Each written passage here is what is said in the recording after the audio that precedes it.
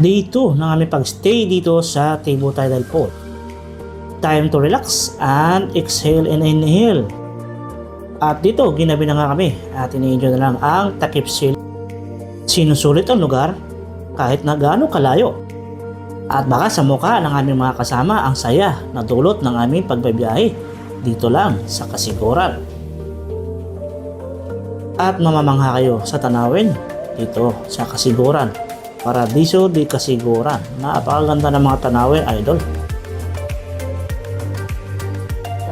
Yung tipong bitin ka sa oras na parang ayaw mo nang bumalik ng Maynila.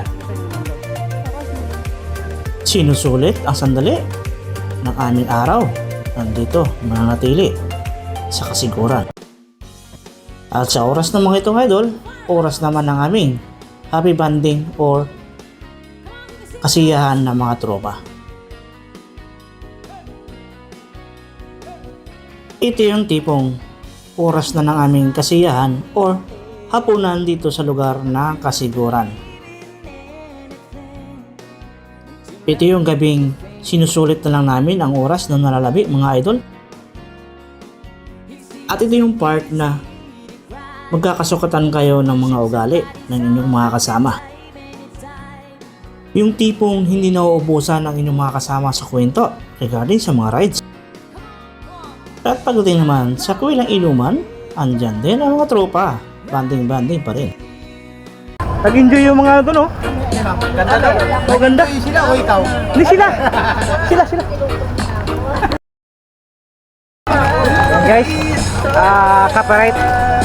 Copyright ka to, bahala na. So, ito yung time na sama-sama. Yan. Sama-sama. Sa inuman, sa kainan, at saka sa banding, ano? Sa bangkingan.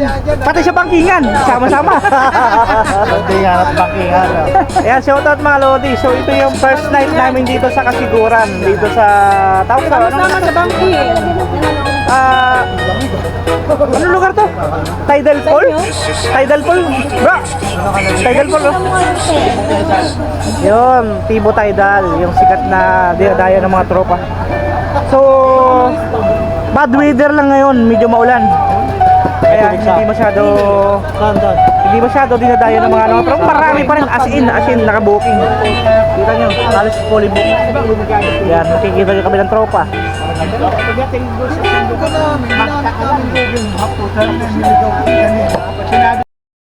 2,000 years later.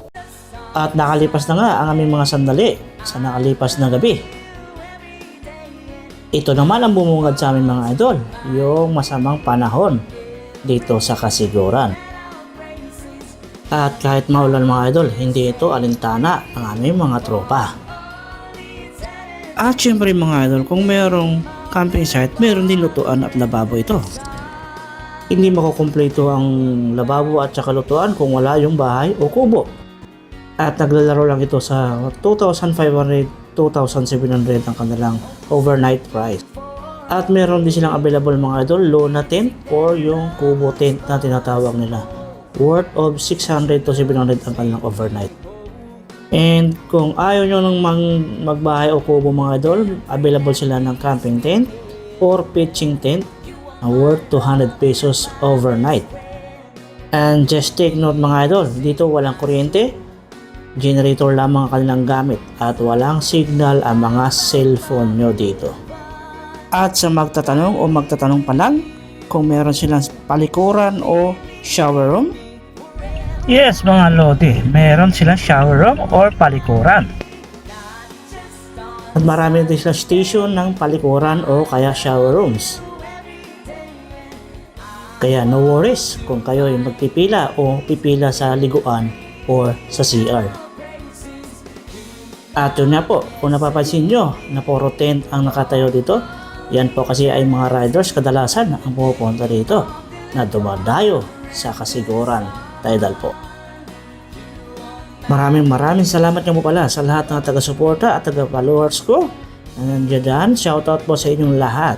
At kung sa mga bago pa lang nakapanood ng aking video, paki-like, follow, share, and subscribe na rin ang aking YouTube channel, TikTok channel, and Facebook page mga idol. Maraming salamat po.